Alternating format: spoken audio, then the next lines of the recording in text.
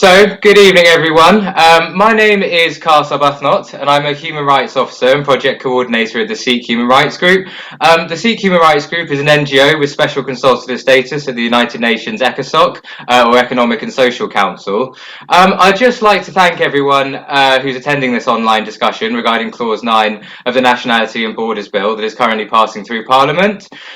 We have a plethora of experts with us today. Firstly, we have Mr. Jolyon Maugham, who is the Executive Director of the Good Law Project.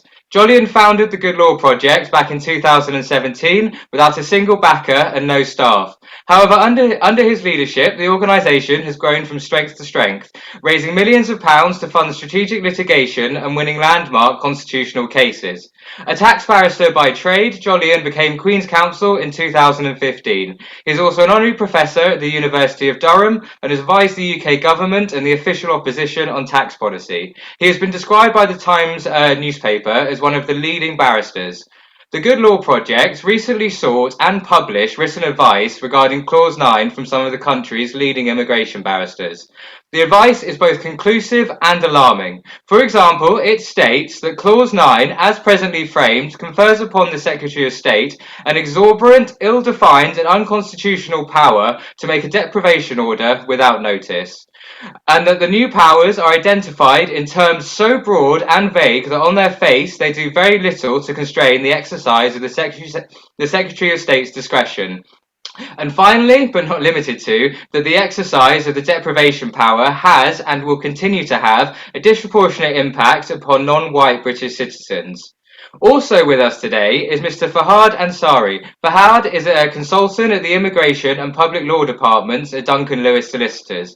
He has extensive experience in all aspects of asylum, immigration and nationality law.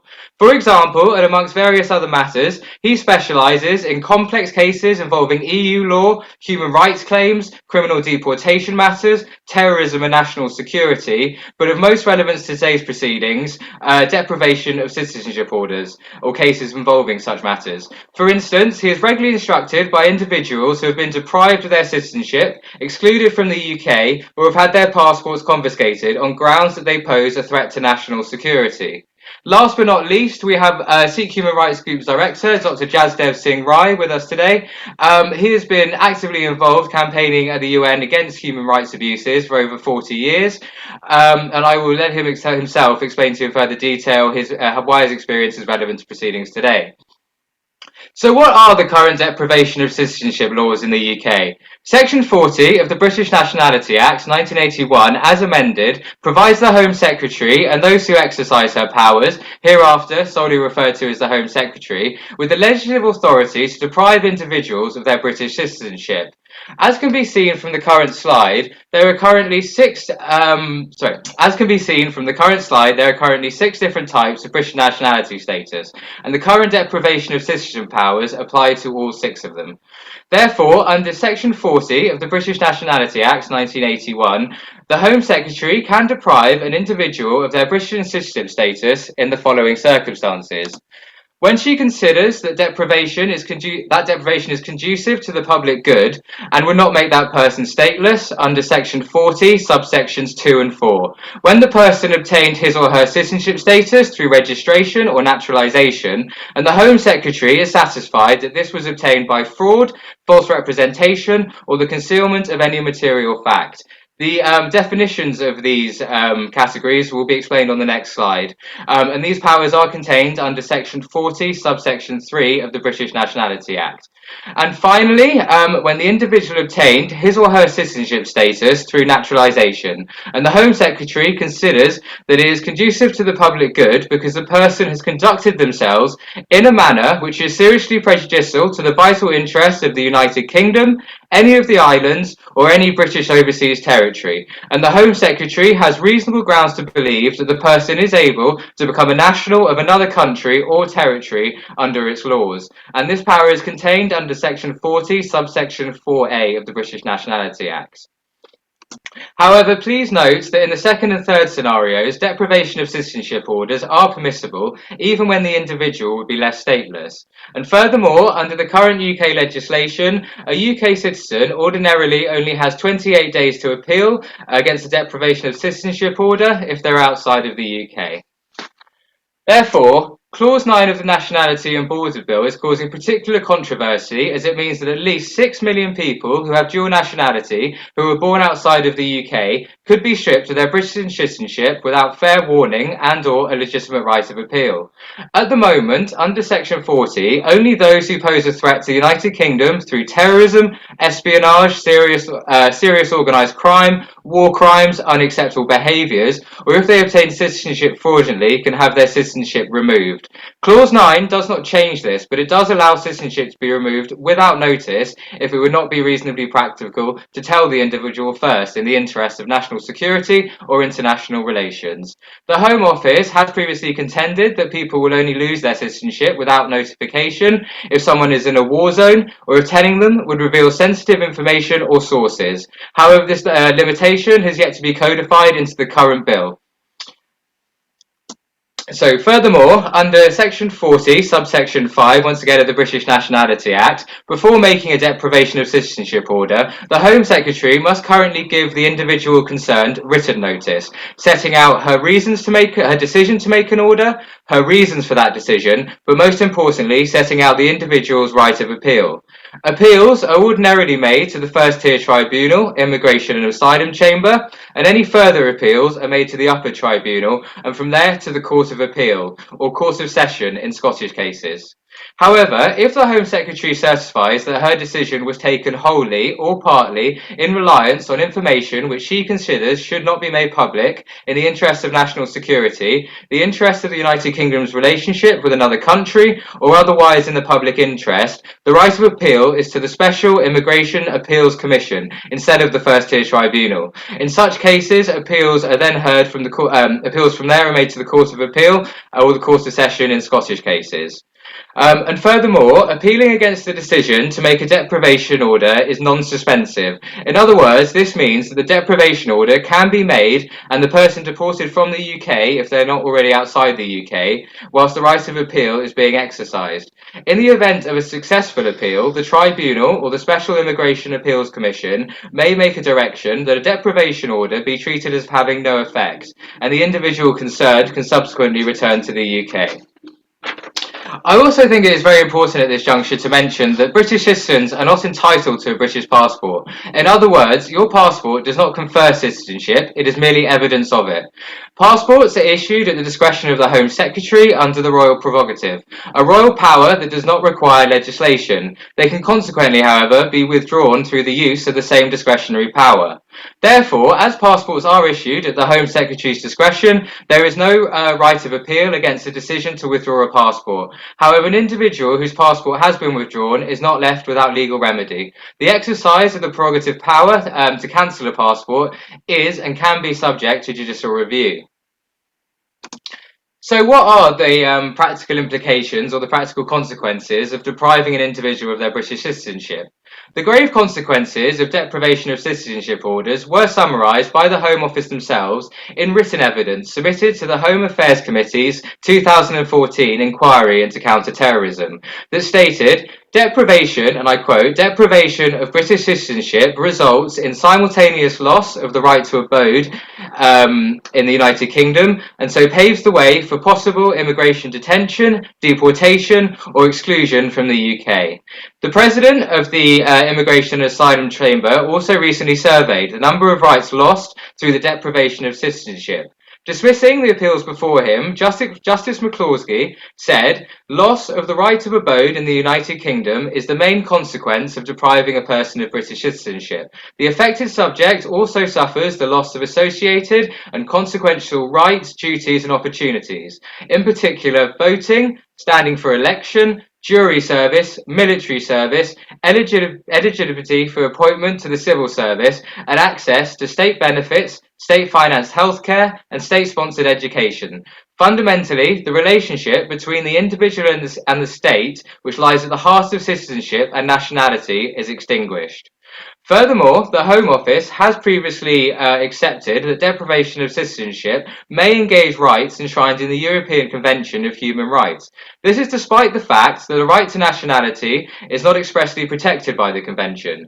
For example, in a memorandum published ahead of the Commons report stage of the Immigration Act 2014's passage through Parliament, the Home Office argued that the deprivation of citizenship can nevertheless be carried out compatibly with the Convention. Those Home Office assertions in support of this argument were questioned by Mr. Guy Goodwin-Gill, a Professor of International Refugee Law at the University of Oxford. Professor Goodwin-Gill also pointed out that deprivation of a person's citizenship has external implications too, impacting upon the interests of other states or otherwise touching on the United Kingdom's international obligations. For example, he warns that the United Kingdom may breach its obligations to prosecute those alleged to have committed terrorist-related acts if it instead chose to offload such suspects onto other states. So I very much hope that this whistle-stop tour has provided you with somewhat of a cursory overview of the issues that we have today, or the issues that are at hand. However, please do note that there will be a short Q&A towards the end of this session, where we invite you to submit your questions via the chat box. So really, the next thing to say is welcome, panelists, and thank you very much for joining us today. Panelists, my first question to you is, in your expert opinions, and as can be seen on the slide, in your expert opinions, why is the UK government's attempted enactment of Clause 9 proving to be so controversial? And Mr. Maugham, could I ask you to go first, if possible? Sure. I mean, it's a good question, actually, because although the removal of citizenship provisions taken as a whole are pretty awful, the extent to which these proposed changes make them more awful is a modest extent in truth. So it does really raise the question why they've grabbed public attention. And I think there are a number of reasons for that, and fundamentally they all lie in the realm of politics rather than in the realm of law. So the broader act really is egregious. There's been some extensive analysis done of the provisions and the multiple occasions on which it breaches international human rights norms by people like Raza Hussain and others. So the context in which Clause 9 arises is a very ugly context. It was dropped in to the bill at the last minute without any consultation, and sadly we have learned to be cynical about the world and about how legislation happens, I would say, particularly under this government. And that sequencing of Clause 9, I think, caused people to wonder why it hadn't been subject to advanced consultation. The rhetoric around immigration has been very, very aggressive. So people like Fahad Ansari, who is a panelist who knows much more about this area than I do, will be well aware of the politically motivated attacks on immigration lawyers. But you've had a whole sort of series of events like that. You've also had Windrush, I think, which has caught a lot of people's attentions as well. And they collectively, I think, have caused people to be cognizant of what, sorry, my 10-year-old was just paying a short visit. Of course, people to be much more thoughtful, much more interested in what really is happening with immigration. Also, of course, the Home Office discussion around Clause 9 has been very, very unhelpful to government. They've said a whole bunch of stuff about the provisions, which just isn't true. And I think that, in combination with the fact of Clause 9 having been dropped in very late, has not helped the government defend the changes made in Clause 9. And I suppose from my point of view, I'd say that the last thing is that it's been picked up by constituencies outside the normal constituencies who are interested in immigration matters. Certainly, I saw the issue floating around in the bits of Twitter that the establishment tends not to read. And regrettably, those are the bits of Twitter that are occupied by racialized groups. And I was not aware of it, but when I read it, I was pretty alarmed. I was completely ignorant of it. And I think we certainly helped with the opinion that we commissioned, that Carlos mentioned, put the issue under the noses of lots of politicians and journalists who might not otherwise have been aware of it. But I mean, there's been very good coverage in the New Statesman and in The Guardian as well. The Guardian's legal correspondent ran with the piece very early. I mean, just standing back, I don't want to give too long an answer. What strikes me as being particularly appalling about the provisions as they now stand really is that they create a class of contingent citizenship. They create a class of citizen of the United Kingdom who is not able to enjoy all of the rights that people unlikely to be caught by the provisions, fundamentally white people, enjoy. If you are considering whether to exercise your right to protest, you'll have cognizance of the extremely broad scope of these provisions, and you think, well, maybe I don't really want to have a fight with the Home Office because I'm just not sure where that fight will go. So things that would never occur to indigenous Brits, things that would never stop them enjoying the full suite of citizenship rights, will de facto operate to inhibit the exercise of citizenship rights by people who are caught within these provisions. It casts a pall over the citizenship of a large number, many millions of people in the country. And I think that point is resonating. Thank you very much, Joe. I'm sure we'd agree that was extremely insightful. Mr. Ansari, could I put the same question to you, please? Yeah, thank you, Carlos. I'd echo a lot of what Joe has said briefly. I mean, I would add a couple of things without wanting to repeat what Joe has said. There seems to be, we're living in 2022 now, and technology and the world has moved on from what it was back in 2001 and 2 and 3 when these powers were first introduced. So there's an ability to raise a lot more awareness about what's happening and what kind of implications this legislation has for civil liberties, what kind of communities it's impacting upon. If you cast your mind back 2 decades ago when these powers were first introduced, I don't think we had Facebook or Twitter or the various forums where we have managed to collectively agitate against the proposed legislation as we have today. So it was a lot harder to actually communicate that message. Those of us who were concerned about it, it was very difficult to get your message broadcast and communicate and spread within communities. I think that's a huge aspect. Is Clause 9 is problematic, but as the debate around Clause 9 has carried momentum, it has allowed the space for people to discuss the deprivation power in itself. And what struck me was that so many people were actually unaware of what was happening. And they were unaware that deprivation has been a policy, has been a practice, and has been utilized on hundreds of occasions over the past 2 decades.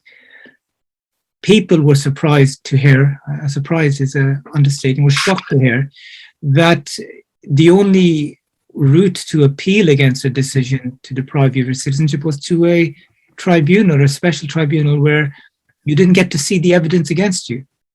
And your lawyers don't get to see the evidence against you or to hear what the specific allegations are.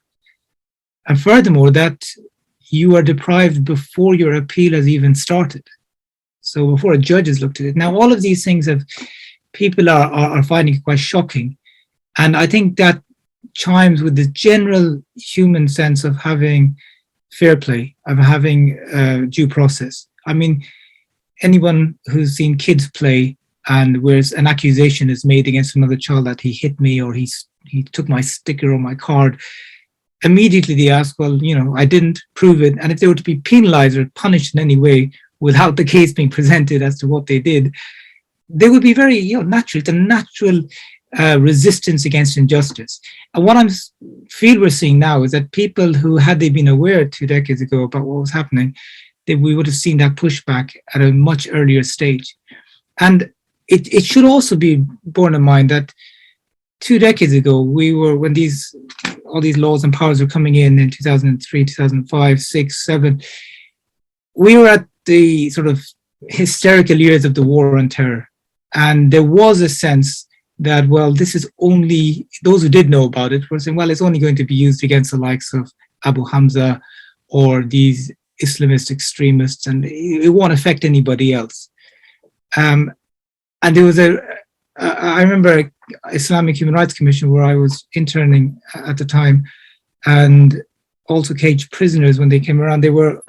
Both of them were quite, they got in a lot of hot water about arguing against deprivation of people like Abu Hamza, because it was seen to be, well, you're siding with extremists, when the issue was the principle, not the personality. Because if one law is being brought in onto our statute books to affect a single individual, I mean, it doesn't leave the statute book after that person is impacted. It carries on, it's there. And the effect of that is what we're discussing today. Abu Hamza was the first target of the new deprivation powers 20 years ago, but it's successfully been used against almost 500 people since then.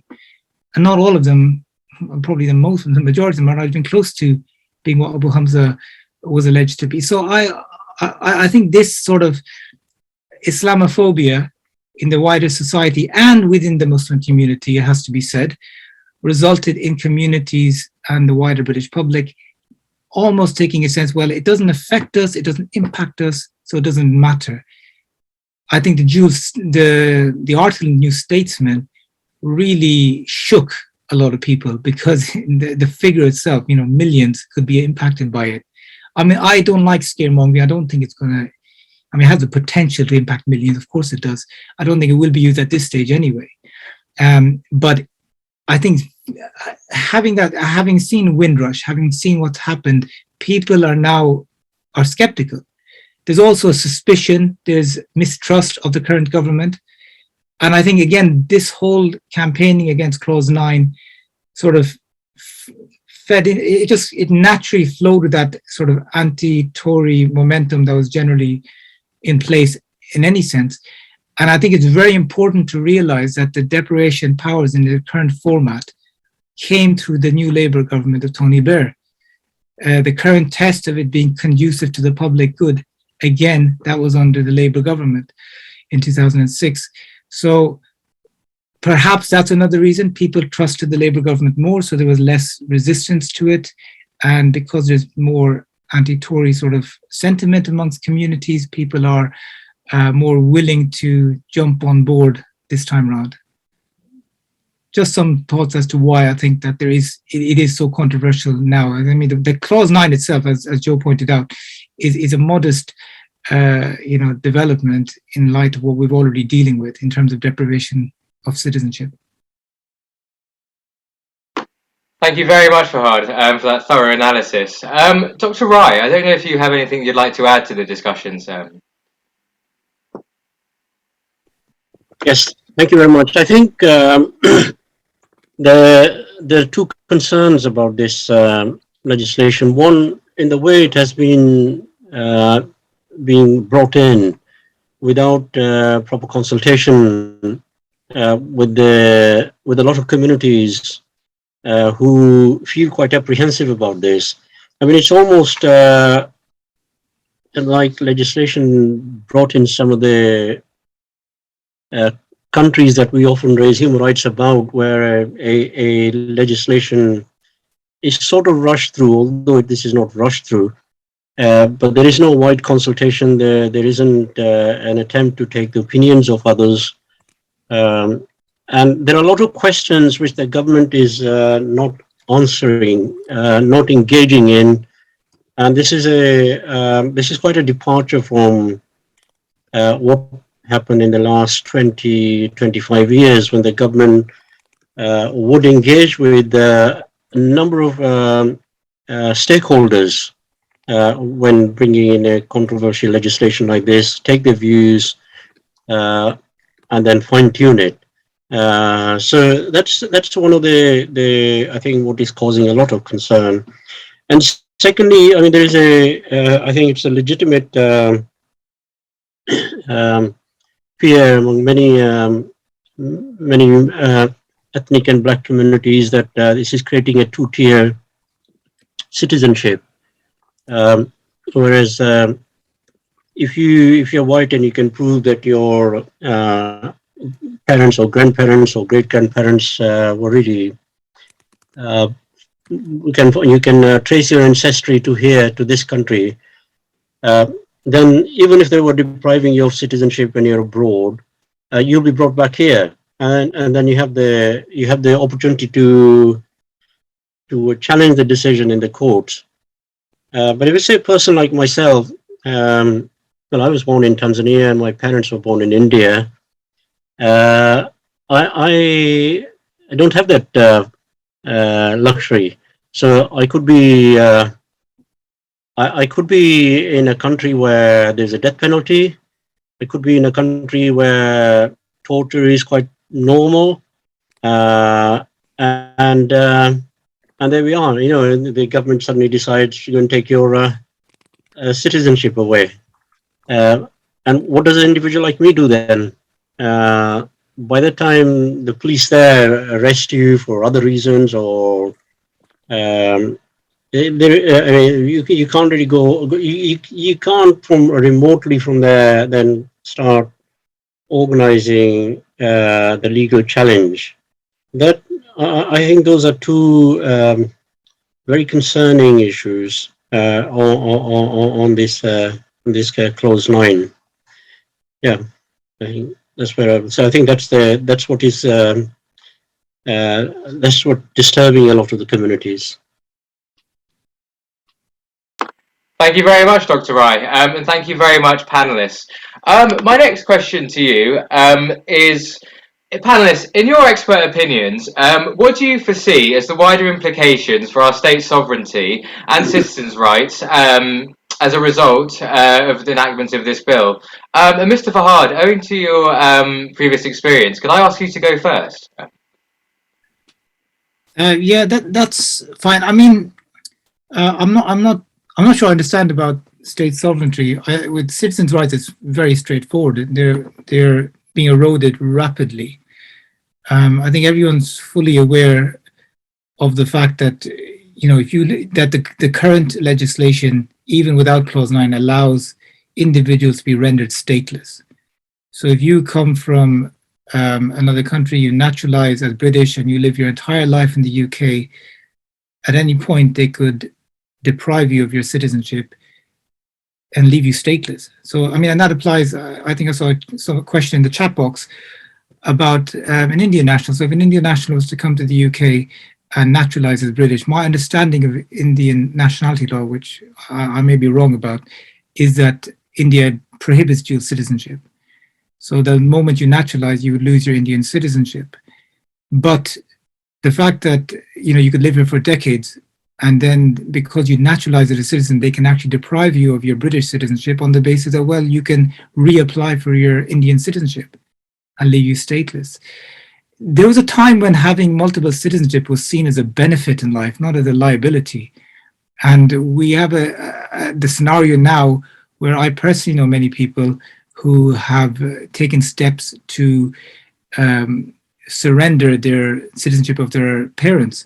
So I know people who have surrendered their Pakistani citizenship, which they've inherited, and they said, we'll just get visas to go visit our relatives in the future. So people are afraid. People are taking steps to lose a benefit. As I see, I think having multiple nationalities is something to aspire towards, to strive towards. I think it helps you in life. But what we're essentially being told is that, well, you don't belong anyway. And there's this, it's horrible really, because there's a sense that our communities are being told you don't belong in the UK. And because we feel we do, we're desperate to try to, dig our heels and stay here. At the same time, I have personally aware of people who have in recent years just left. They have, in one case, in two cases, I know people have surrendered their UK citizenship. They said, well, we don't belong anyway. They've traveled back to Pakistan and they've from there renounced their UK citizenship. And that's a very, very strange situation to be in. And even at the time when one of my clients who wanted to do this, the Pakistani High Commission had a lot of difficulty understanding why he'd want to do it. And they said, well, he's born in the UK. His dad was born there. Why does he want to go? Why does he want a Pakistani passport and to go back? And they couldn't understand why. But my client was of the opinion, well, I don't belong here. And they are telling me time and time again. And what I see for my kids in the future is I don't see a future for them here.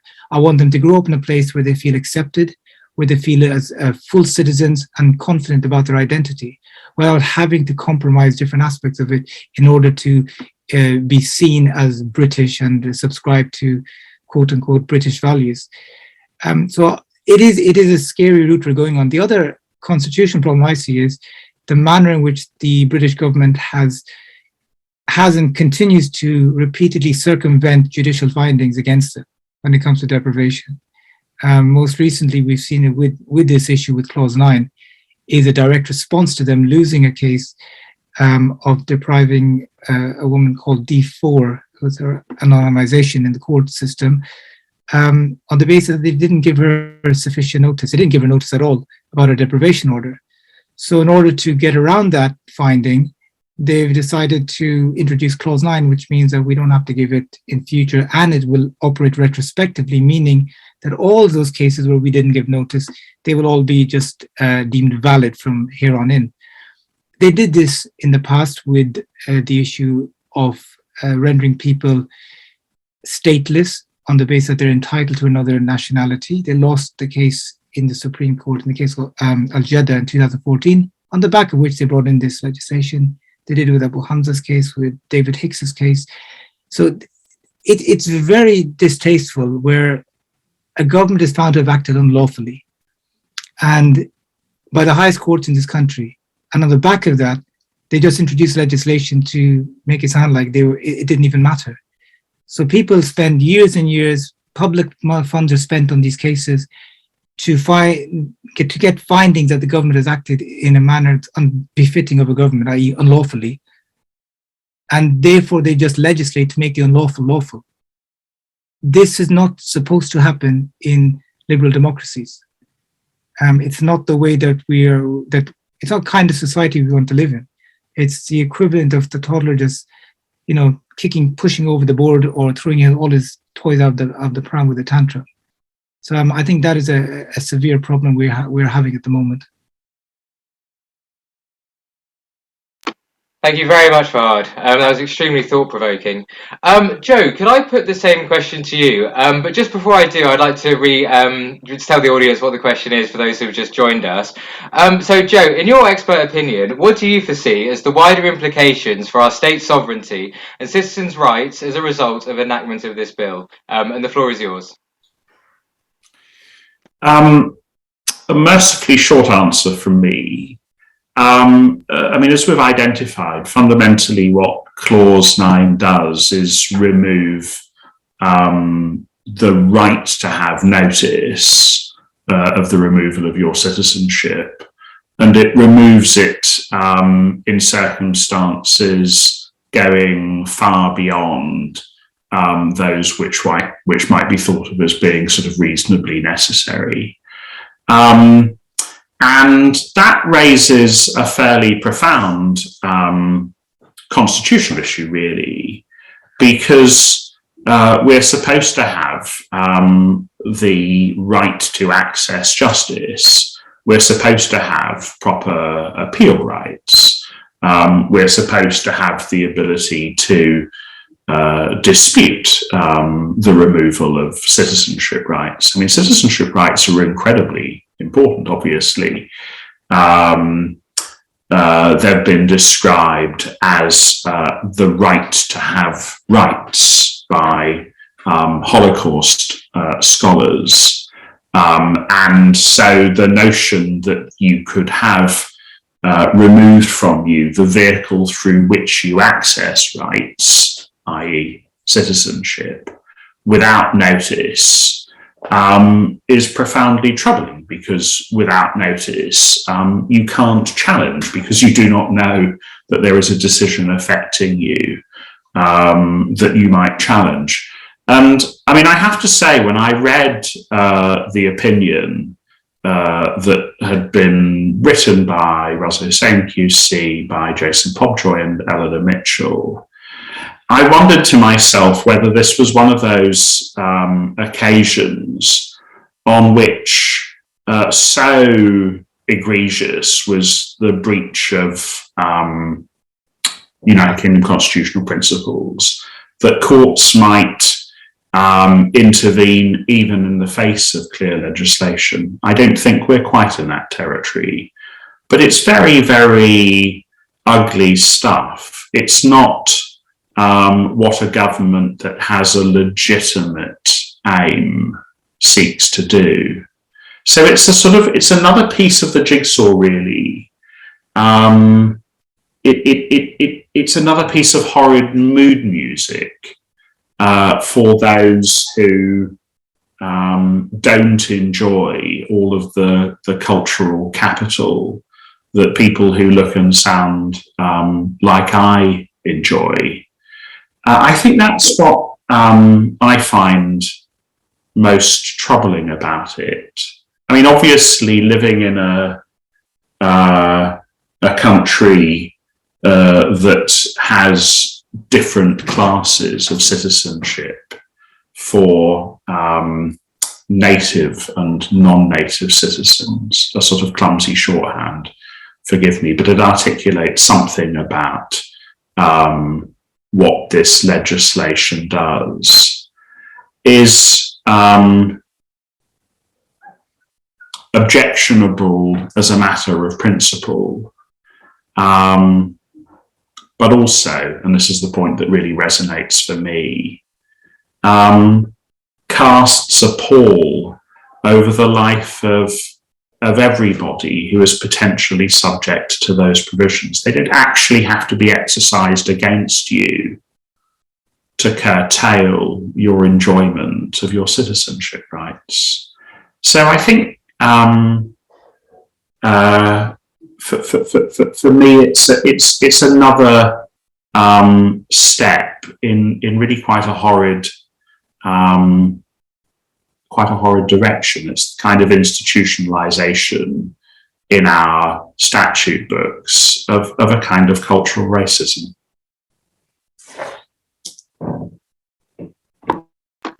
Thank you very much, Joe. And Dr. Rai, can I put the same question to you, please? Okay. Yeah, let me answer it, the second part of it first, and then this first part second. As director of Sikh Human Rights Group, I was involved in the campaign to stop Karanjit Singh Chahal's deportation in the 1990s. I think many of you will remember that. I think the circumstances of that case is what I fear are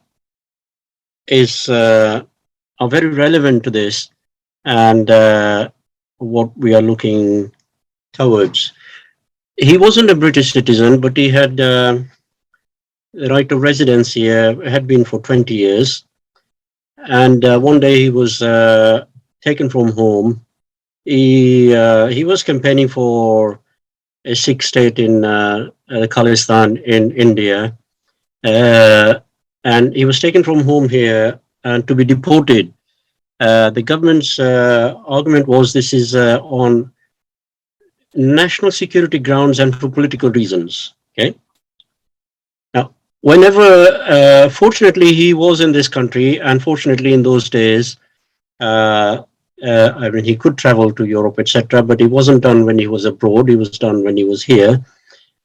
He managed to get a good set of lawyers, and we did the campaign for him. He was detained for 6 years, waiting for the courts to make a decision.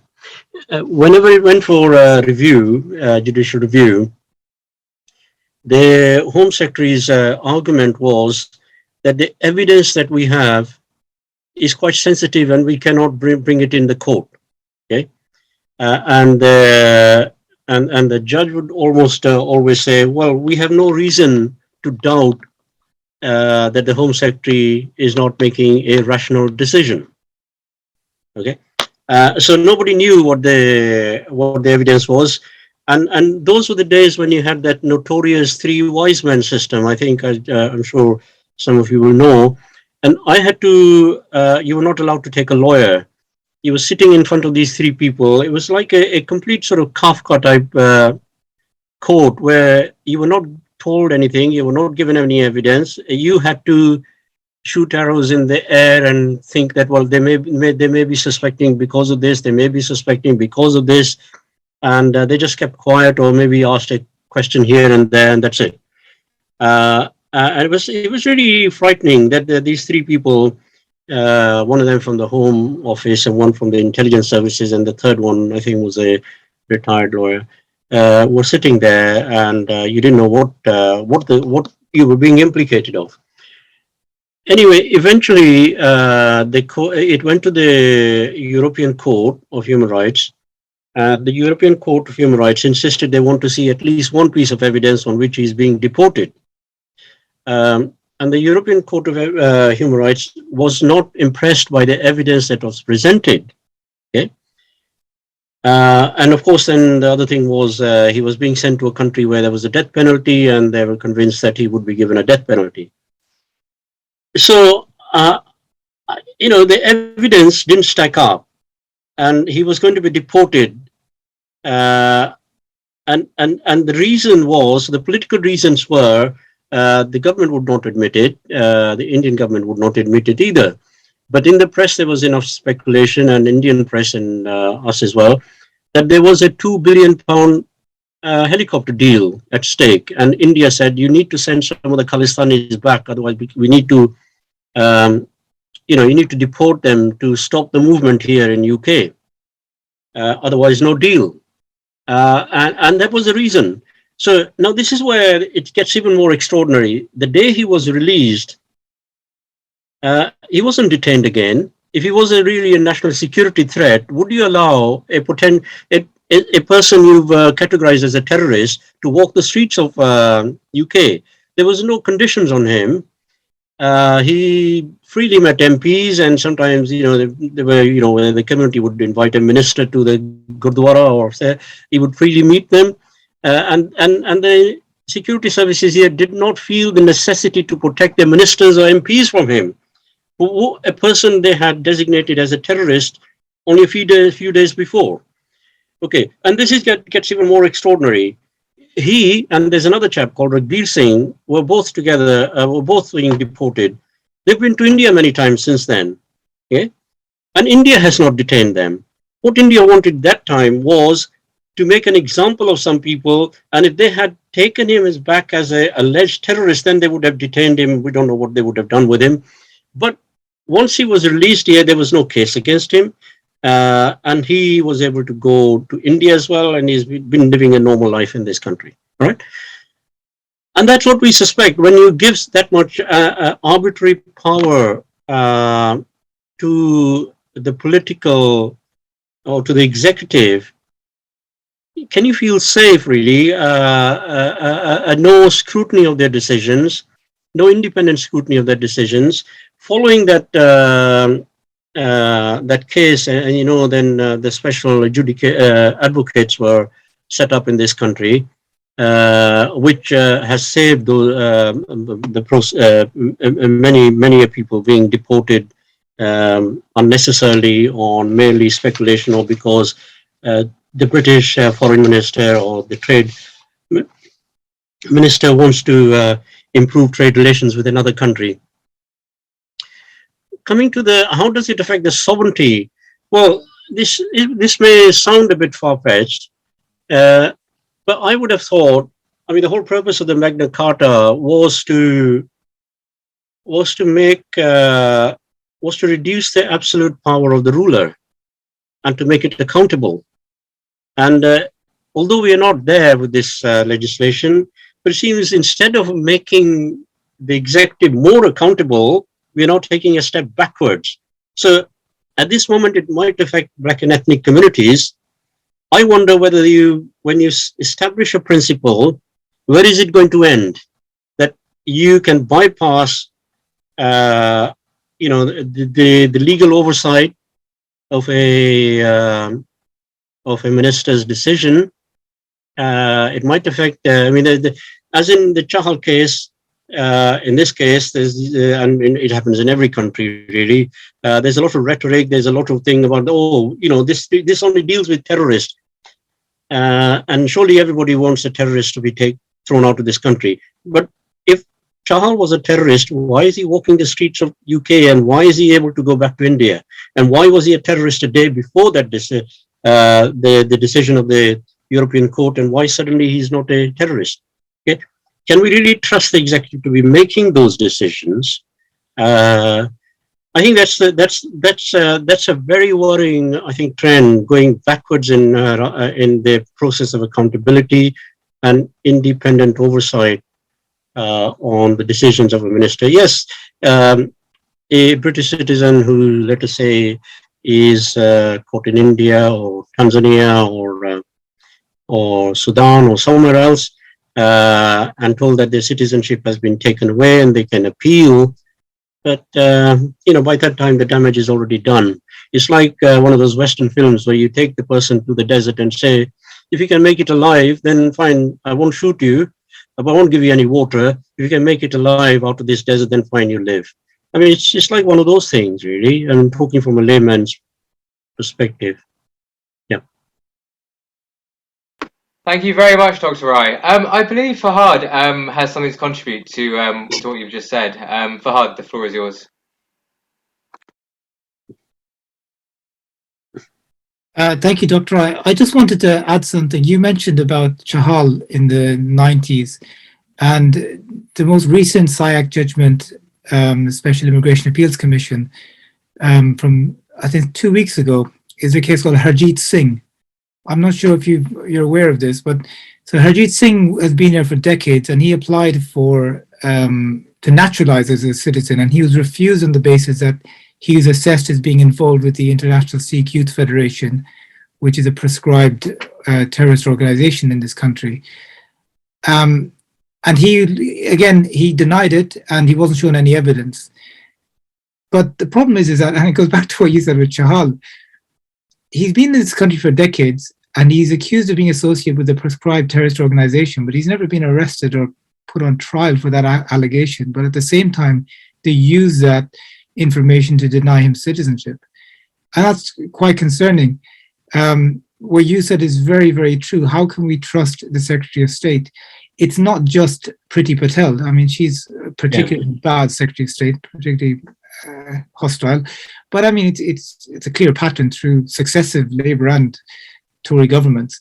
The problem is that the definition to deprive, the test is conducive to the public good, and that there's no statutory definition of that. It's all left to the assessment of the Secretary of State. And unfortunately, the Supreme Court in this country, in Maugham, reiterated that she's accountable to Parliament, not us. So we have to, the courts and have to give due respect to the assessment of the Secretary of State, and it's just not tenable, particularly with this current government. I would say that's a general principle. There needs to be more accountability, but we are in this quagmire now where the Supreme Court itself seems to be, in many cases regarding citizenship, finding themselves a bit, let's be polite, they're finding their hands are tied, and there's not much they can do to overturn, even when it comes to children. I mean, there's a recent challenge about the fees to register as a British citizen, and they said, well, it's up to the government. They can charge as much as they want. They have the power to do that. Parliament has given the Secretary that power, so we can't interfere. So it's almost, we have to go back several steps to try to decide, how did we get in this mess in the first place? How is our level of engagement in politics? And maybe that is a starting point, is perhaps we were so disengaged from politics and how things worked in this country that we never questioned legislation. We never challenged it in the way our communities are doing now. Perhaps that was 20 years ago. A lot of this stuff should have been challenged in the last few decades, but it is something to keep an eye on and learn our lessons for going forward. Thank you. Thank you very much, Fahad. And that leads me quite nicely onto my next question, which is, panelists, once again, in your expert opinion, what steps do you believe the UK government or Home Office or Parliament should be taking to ensure that the rights of UK citizens are appropriately safeguarded and protected, whilst ensuring that the legitimate concerns and aims of Clause 9 are fulfilled? And Joe, could I ask you to go first, please? Yeah, I'm not a great fan of questions like this. I understand why they're asked. I mean, ultimately, what we might want to happen is not the relevant question. The relevant question is what will happen. And I don't myself feel profound optimism about progress on Clause 9. I mean, I think it's somewhere between possible and probable that the House of Lords will push through an amendment to Clause 9. But I think it's very likely indeed that that amendment will be reversed in the Commons. I think that's very troubling, really, for all of the reasons that all of us have outlined. Certainly, Good Law Project has put the word out that when there comes to be the right sort of test case, and you have to choose that test case very, very carefully, we will put together a team to act in that test case to try and inhibit the application of the provisions, which, as I say, I think are profoundly offensive to most people's conception of what citizenship means, as described by Hannah Arendt, that phrase, the right to have rights, and also traditional sort of conceptions of our constitutional right to access to justice. But, there are a million and one different ways in which the legislator might make things better. The real question is, will they? And I'm not, I have to tell you, hugely optimistic about the possibility that they will. Thank you very much, Joe. Fahad, could I ask you to go next, please? Thank you. I share Joe's pessimism in regard to Clause 9. I feel that it will be passed in one form or the other. What I would like would be for Parliament to adopt Natalie Bennett's amendment, in which she called for a complete repeal of deprivation powers apart from those based on fraudulent, obtaining under fraudulent means. So that's where I would like to see the campaigning going. Whether Clause 9 passes or doesn't, I think what's really important is that campaigners and activists carry on the struggle.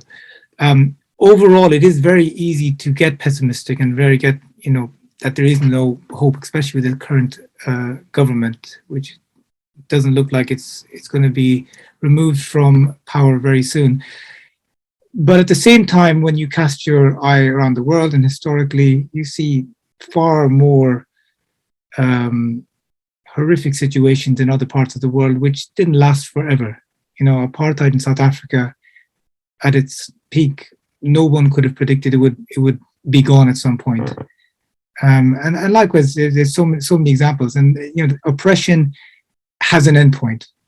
and rendering people stateless, and the trajectory we're on at the moment, it's quite infectious. This pattern of calling for people to lose their citizenship. Recently, there's been lots of discussions about dual British-Russian citizens being deprived of their citizenship solely because they possess Russian nationality, and that's really concerning for me, because again, why should any individual, simply because of the actions of a government of which they hold their nationality, suddenly be treated as a suspect, treated as suspicious? And Britain's not even at war at the moment. It says Russia has invaded Ukraine, but Britain is going to act and, talking about penalizing British citizens by revoking their citizenship. It's a very unhealthy period that we're living in. In the United States as well, there was that athlete who made comments in favor of China, and there was calls for her to be stripped of her US citizenship. I think people don't realize that when you strip someone of their citizenship, the impact, the human impact. There's been cases of British citizens who've been deprived of their citizenship in foreign jurisdictions, and suddenly, within days of that happening, they've been killed in US drone strikes. They've been kidnapped and renditioned and tortured, purely on the basis that they have no state to protect them. It's not a very, there's a lot of just politics and a lot of very unhealthy nationalism suddenly coming to the fore. And I think we're going to have to ride the storm for a while. But ultimately, I think the battle has to continue to push for an end to the deprivation regime in its totality, so that we are all treated as full and equal citizens without that noose hanging around our neck that at any point they can come and pull it, and you're always, under watch, and you never feel as a full citizen, because that's unhealthy for British society in general. Thank you very much, Fahad. And Dr. Rai, can I ask you the same question? Yeah, I perhaps have an affliction to being a bit of an optimist, having done a lot of campaigning. I think I do agree with you that given the current state of Parliament, and there is a lot of the environment is very right wing, and it's the. I think there's a feeling they say, well, it's not going to affect us. It's affecting them. So them being us, the black and ethnic minorities, Asians. But I think we could at least lobby the House of Lords. Why not ask them to introduce the whole, the special advocate system before the Home Secretary makes a decision, okay? And the process of decision has to be longer, okay? So the Home Secretary, if they are going to make a decision when a person is abroad and taking their citizenship away, but there must be a panel of advocates that they can show the evidence to, and what that will do is it will be the first sort of line of safety in a way. Of course, the best thing would be if it is dropped altogether. And the second thing is we could lobby for a specialized fund and a hot number that when a person is deprived of their citizenship when they're abroad, they should be able to call this number and engage a lawyer and be able to challenge the decision. I think we need to build safeguards in the whole thing. Yeah? The safeguards are not there. If the government is going to get away with this, at least we can lobby for safeguards in the whole legislation. But the better thing, I think, is again, I'm more a campaigner, and I can understand your reserved language. I tend to go for a more rhetorical statement that gets to the guts of things. And I would, for instance, if I was leading this campaign, we're not involved in this campaign, we got onto this issue. Most of our work is at the UN. I would go for something like that. Well, this is affecting the Black and ethnic communities today, and how do you know it won't affect you? And then, it's giving power to the executive like this. It's a slippery slope, something like that, around that. And try and convince those MPs who think, well, it's not, it's just it's them, not us, that the them and us eventually comes to the us as well. I mean, that I think it's a campaign tactic more than anything, yeah. But the safeguards need to be put in, yeah. Thank you very much, Dr. Rai. And thank you very much, panelists. My final question for you, before we move on to the questions from the audience, is, in your expert opinion, what steps should ordinary or non-expert members of our society be taking to get involved in this issue? And Joe, can I please ask you to go first? I mean, I can see in the comments section that somebody has mentioned a demonstration outside the Home Office on Sunday at midday and a march to Parliament Square. I think it's also worth, if you have an MP, making sure that your MP knows of your opposition and understands why you find the provisions so troubling. I mean, it's very easy to cut and paste a pro forma letter that someone else has written, but it's much more effective if you write and make sure your MP understands, especially if you have a good relationship with them, what it feels like to you to be rendered, in effect, a second-class citizen. Some of your MPs will listen, and that can't hurt.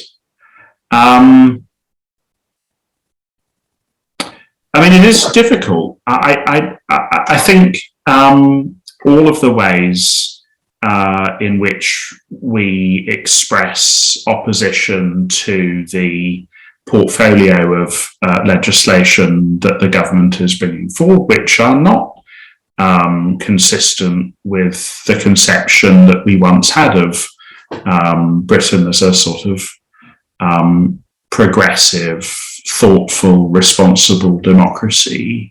All of those ways of expressing opposition are useful, are important. For myself, I've come over the last couple of years to understand how universal is the experience of being an outsider.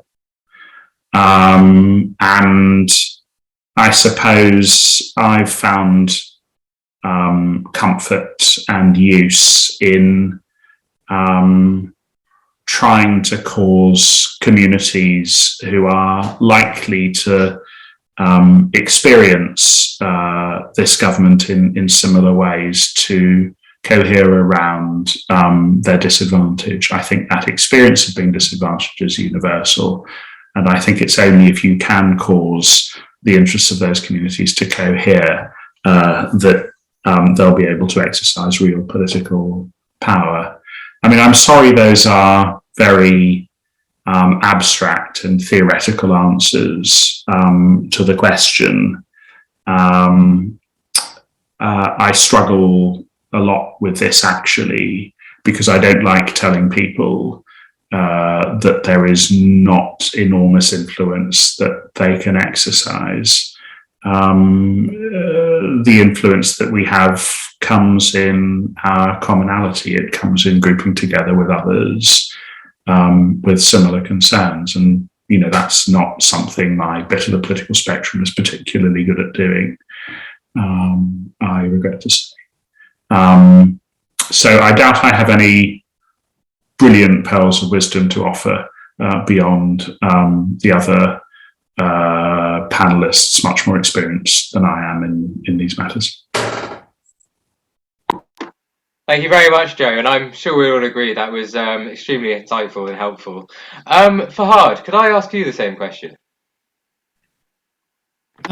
Yeah, I think the first thing that we all can do is not give up the struggle. It becomes difficult, it becomes weary, we become tired, and there's so many causes out there to be campaigning for. I think people suffer from burnout and disillusionment, and then they move on to the next campaign or whatever is happening.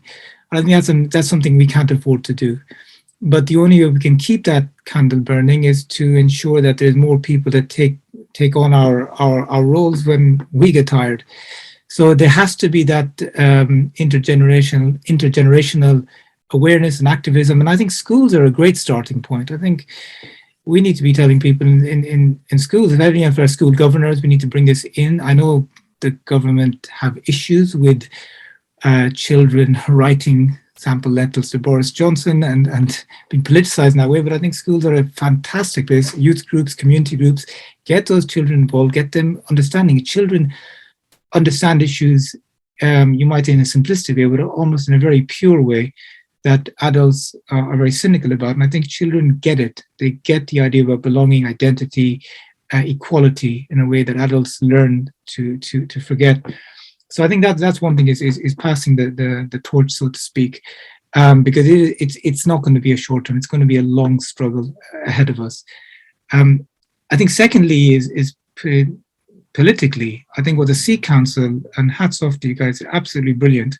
The statement you made that no parliamentarian who votes in favour of this legislation would be given a platform in the Gurdwaras. I think that's brilliant.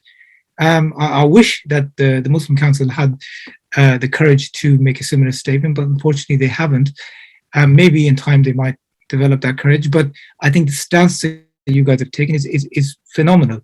And those type of stances have to be taken, because once they realize that, wait, we were losing out a huge section of the vote and the platform of meeting people who could potentially put us into power, well, they'll have to think twice. So I think that if you can follow through on that and stick to it, I think that's brilliant. And then I think the last thing I could suggest is, again, learning from our mistakes, that we don't follow this whole smoke without fire, and someone deserves to be deprived. I think we need to get away from that, because those are the mistakes that have led to us where we are today.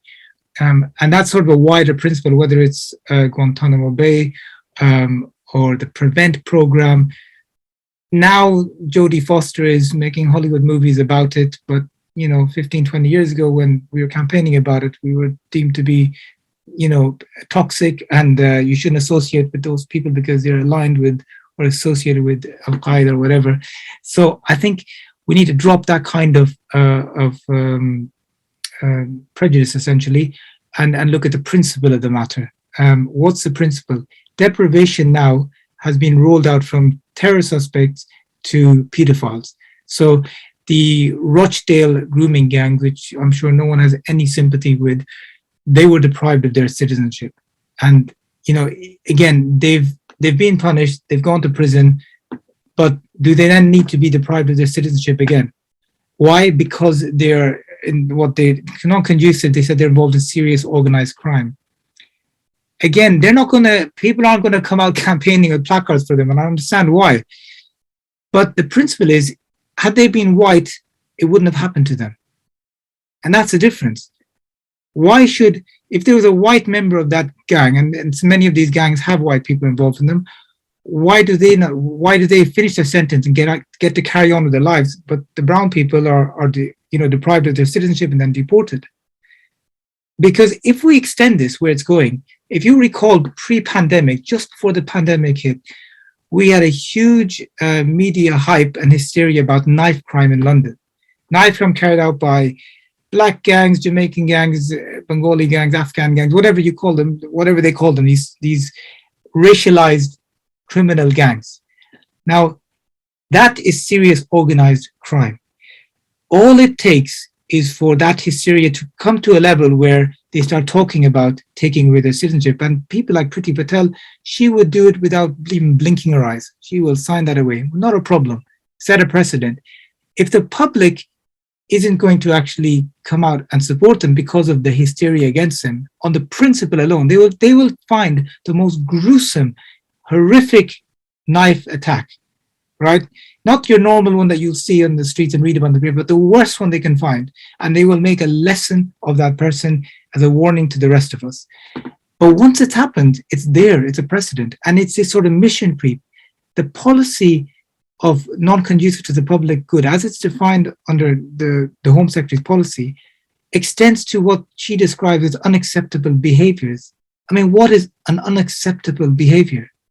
You know, is it the fact that you don't use a knife and fork when you eat?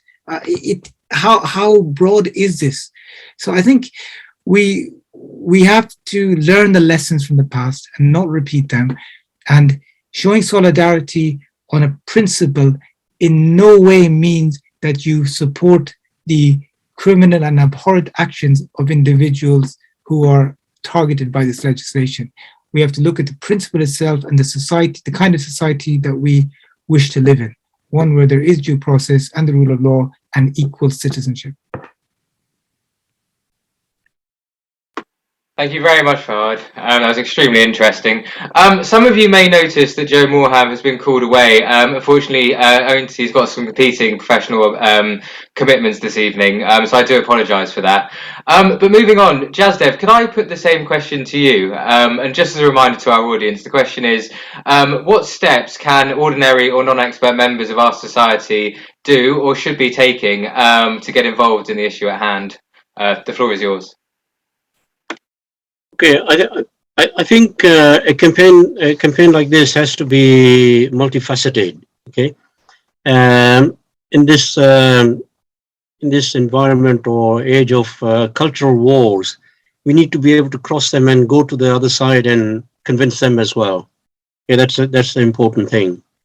To get the majority on our side as well and say, look, this is you might think this is just affecting some people at the moment, but this is a dangerous precedence which will come for you as well. They'll come for you as well at some stage. Other than that, I think if most of the organizations come together and campaign, it is possible.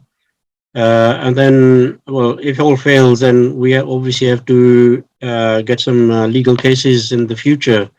But that's a long run. But I think in the first instance, I think we have to look at how do we get the majority community to understand what is going on. Just telling them about the second-class citizenship may not interest a lot of people because there is a, I mean, for want of a better word, there's sort of a latent racism going on in this country at this stage. I think the best thing would be, I think to get the majority community on the side, we have to look at the principles and see how dangerous they are. Giving arbitrary power to the executive is a slippery slope. That I think is it would be one of the major winners in this. Well, not winners, but one way of influencing MPs and lords and the majority community. And of course, then every other community all other communities have to campaign on the two-tier citizenship thing as well. It affects people who are in mixed marriages.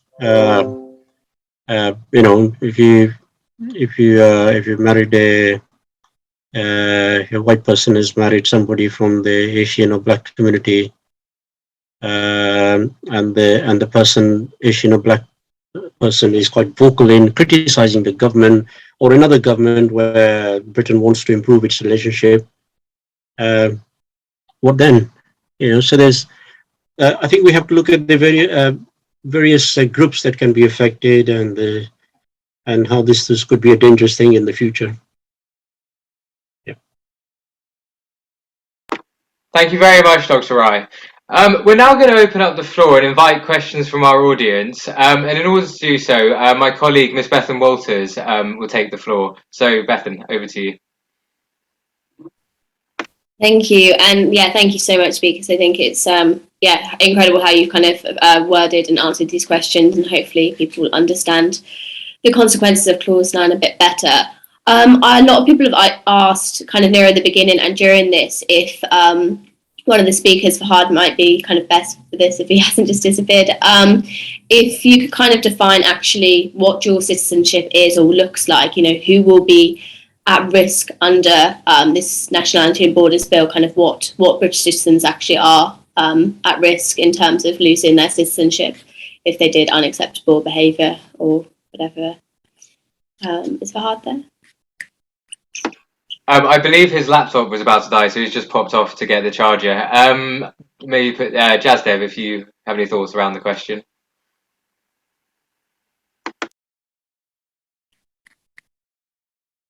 You're on mute. Sorry, can you ask the question again? Yeah, if you could define, you know, who is at risk of this, so or at least Fahad, maybe if you want to answer. A lot of people are asking kind of who comes under this dual citizenship, what it looks like for a British citizen. You know, is it that their parents were born somewhere else? Is it that they were born somewhere else? Is it that they have you know, a passport for the two countries? What kind of is the definition of that? Well, the way I see it is that if they can say that you have the right to get a citizenship in another country, then they can deprive you of your citizenship if they feel that you are a nuisance in this country or a terrorist, etc. And there are countries, you know, the countries I know, where if your parents were born there or your grandparents were born there, then you have a right to get citizenship of that country. So the way I interpret it, but Fahad can explain better. The way I understand is that if your parents or grandparents were born in another country and that country has a provision to give you citizenship, even though you're not a citizen of that country, then your British citizenship can be removed if you're considered a threat here or whatever the government wants to deprive your citizenship from. I don't know. Thank you. Fahad, did you have anything to add?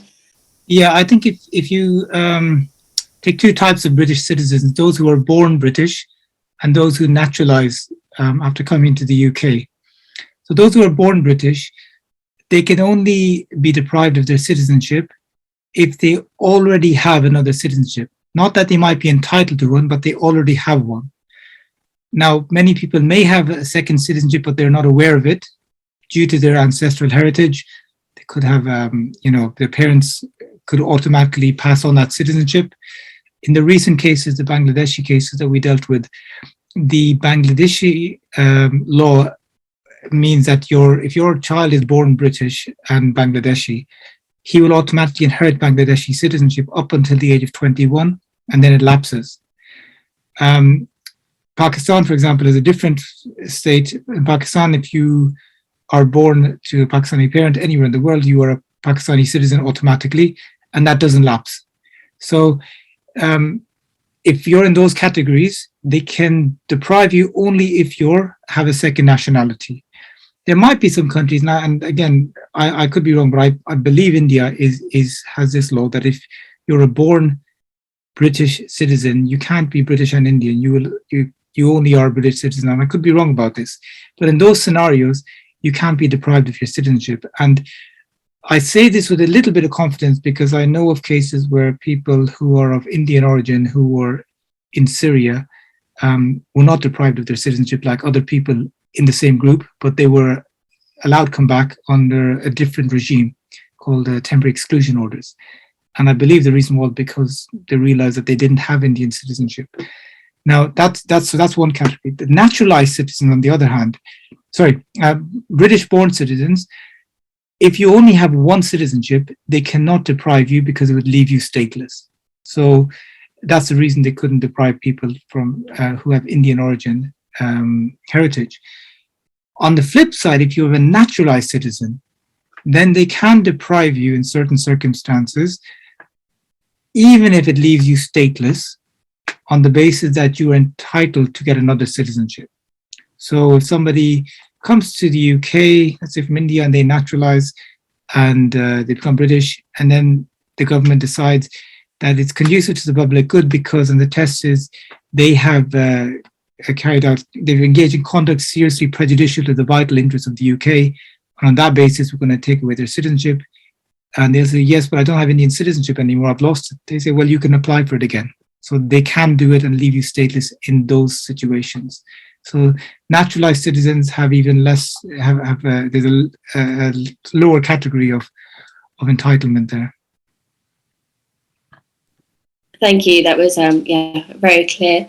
If anyone does have any questions, do pop it in the chat box or raise your hand, etc. If you'd like to ask them.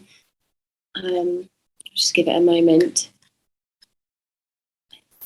But someone has mentioned about a petition, so if there's a link to that, if you could pop it in the chat box, I'm sure people would love to sign it. But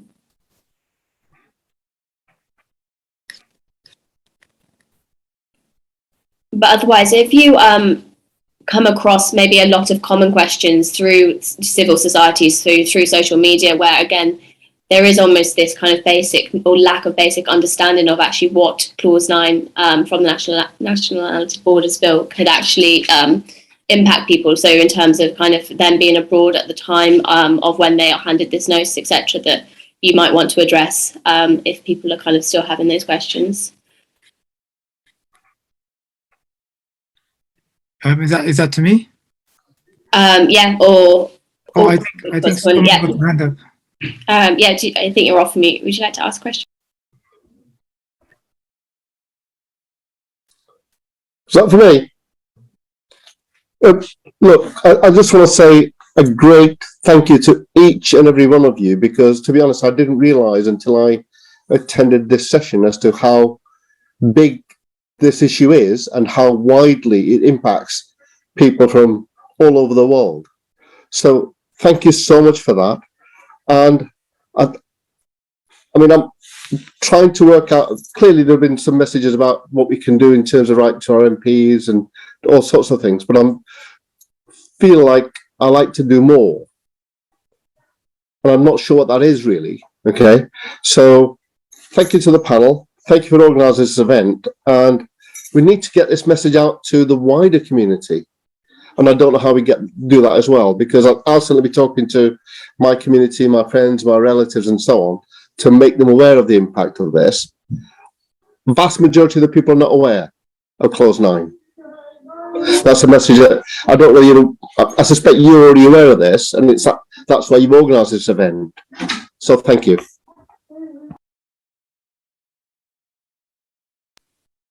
Thank you for your question. Fahad, did you want to add anything to that or comment? Yeah, I think Sabir, thank you for attending. It's heartening just to hear that you weren't aware before, but you are now, and you want to do something. And that's a common feeling that we're getting when people learn about this. And I would say that it's really important that people that you know, that you inform them. And if you're able to organize even like a Zoom meeting with your contacts in your community, I'm sure the Sikh Human Rights Organization and the Sikh Council, they can all help that as well, get speakers. And I think this public awareness is really important, because as I said, the fear is that people who are campaigning will burn out, and then no one is there to take up the mantle. So the younger generation, they will have all sorts of different ideas.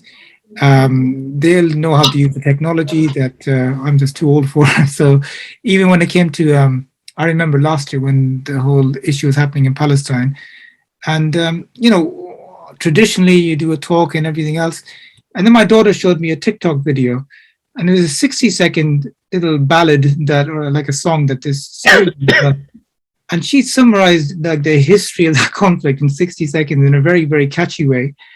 And it went viral. And I said, wow, me droning on and on about something, people don't listen.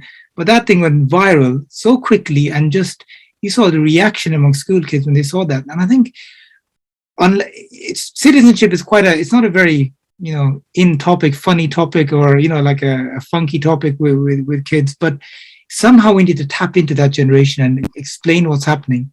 They will then take this up, and they will come up with all sorts of very, very innovative ways to spread the message. And I think that's why it's really important that we educate them about what's happening.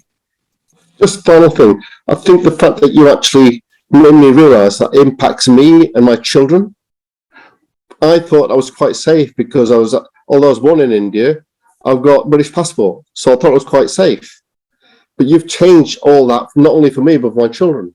So the impact is very considerable. Thank you. Thank you. Yeah. We got a question? Shall I add on? I think if you want to campaign within the Sikh community, I think the Chahal case is a very powerful one. Although he wasn't a citizenship, it was the way the decision was made, as I reiterate. When he was in detention, until that day, the British government said he's a terrorist. And when the case went to European court and they said, well, the evidence is, we're not impressed by the evidence. 1 minute past that decision, he wasn't a terrorist. Yeah? And the only crime, he didn't commit a crime. It was because he was campaigning for something that he believed in, which he thought he believed in the rights he had in this country. Okay, he was campaigning for a separate Sikh state. Well, let's say everybody's right in this country. You can freedom of expression, and because he was causing issues to another country, he was being deported. Right? It's the arbitrary way of making a decision without any checks and balances. I think that's a fearful thing. If we can get that, I'm sure young people can get that into the Twitter and etc. in a far better way than I have explained. That case, the community can empathize with, even if it is quite old. And I think we there are many other ways we can other campaigns that are going on. I think we should be supporting them. Thank you, Jasdev. I believe there's one more question. You ready? Hi, could I just have a moment, if that's okay? Hi, it's Andrew Passing Desi from Sikh Council UK. So members of the Sikh community, we're kind of, let's say there are genuine concerns due to the Home Secretary, these powers just lasting with one person. There's no due process. It doesn't go via courts. You're not given the information or what charges you are being kind of detained on. So secret courts where you can't actually see the evidence, or you don't know what you're actually going to be arguing.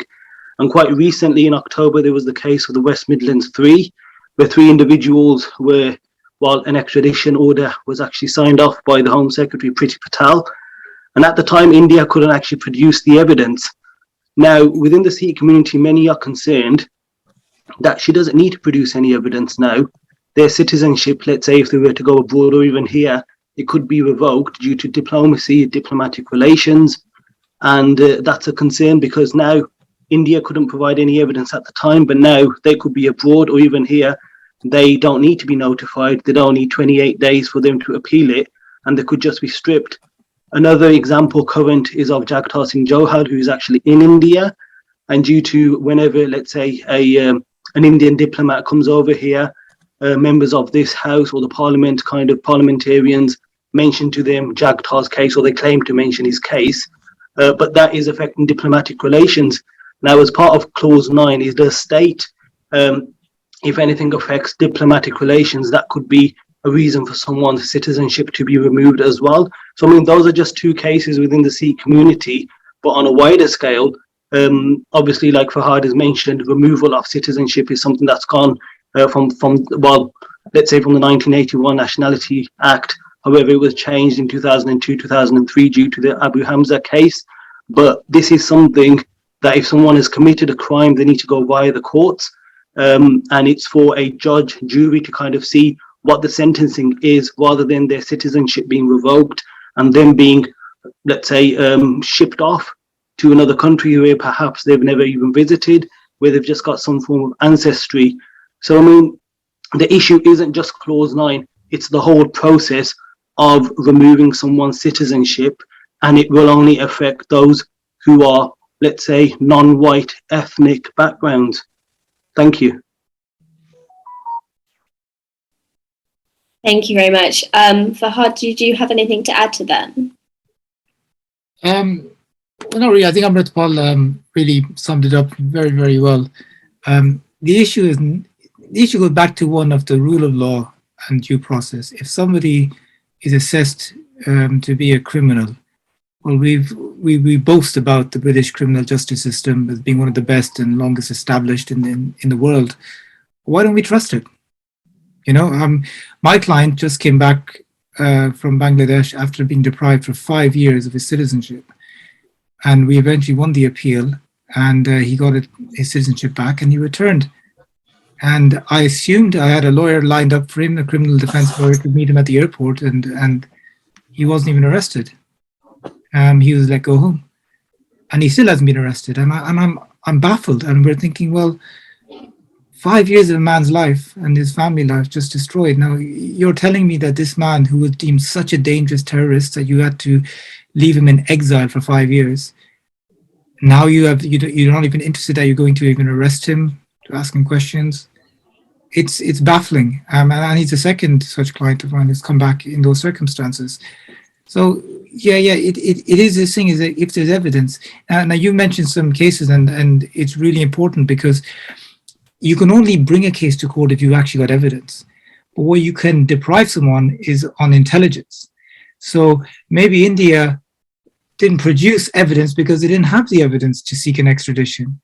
But as you mentioned, intelligence could be shared and used to further diplomatic relations, and in order to keep someone in exile, deprive them of their citizenship, and persecute them. And as has been mentioned, you can appeal, but it's done at that point. You know, one of the huge problems clients face is even getting legal aid, because you can imagine you're stuck in a foreign country, then you have to prove the legal aid regulations are so stringent on proving that you're entitled to legal aid.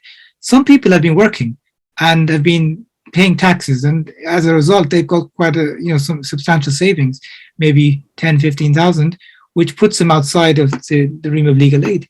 So then they have to exhaust those funds, which are used very quickly in a legal case like this, until they're penniless, and then they're entitled to legal aid in a case which they're really up against it and very hard to win. So you're bankrupting people, you're leaving them in exile, money they could be using for their upkeep while they're stuck in a third country, or they're using on legal fees. There's no automatic entitlement to legal aid, as you would have if in a criminal case, you're automatically entitled to legal aid. So in a criminal case, if someone is convicted of the worst atrocity, a judge cannot pass a sentence to deprive them of their citizenship. Bear that in mind. So someone could, those who carried out or involved in the 7/7 attacks, the 52 people killed in a terrorist attack, people who causing huge massacres, cannot lose their citizenship. Okay, just bear that in mind. Yet somebody who is assessed to be a threat to national security without any evidence of ever going to court can lose his citizenship. It's baffling. It just makes no sense whatsoever that the Secretary of State has this type of executive power where she can become judge, jury, and in many cases executioner of these individuals. Fahad, thank you. That was that was excellently put, actually. Jasdev, did you want to add anything? And then we can pass to Carlos. You're on mute. I think we've dealt with a number of cases, and it's coming through that the few cases in which the government has taken actions like this, when the government has lost, not lost, when they've gone through the courts, suddenly those people are not terrorists anymore. There's no grounds for having taken their citizenship or having deprived them of the right to come back here, or the right, or even making a decision on deportation, as even the Coventry, the Birmingham 3-6. I think that it's. I think what we need to hit home is the arbitrary way in which the executive is being allowed, well, the power that is being given to the executive to make arbitrary decisions. Okay? And it subverts the rule of law in this country, in my opinion. Thank you, Jasdev. I'll pass over to Carlos now, but thank you very much for everyone's questions. Thank you very much, Bethan. Unfortunately, we've run over our slightly allocated time, so I do apologise for that. Just to conclude, I'd like to thank you, Fahad and Jasdev, for being here today and taking the time out of what I'm aware is extremely busy schedules. Just lastly, before we conclude, I believe Joe mentioned earlier that there will be a protest that's been organised by a collection of NGOs and other civil society actors this coming Sunday, which is Sunday the 27th of February. The planned demonstration is from the Home Office, to meet at the Home Office at midday. The postcode for the Home Office is SW1P4DF.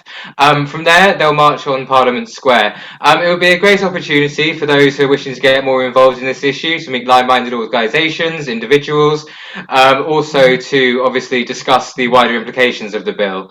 And I'll leave it at that.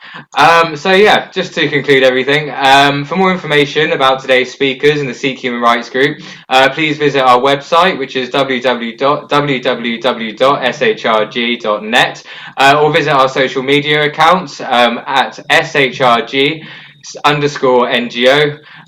Once again, panelists, thank you so much for your time, and that concludes today's event.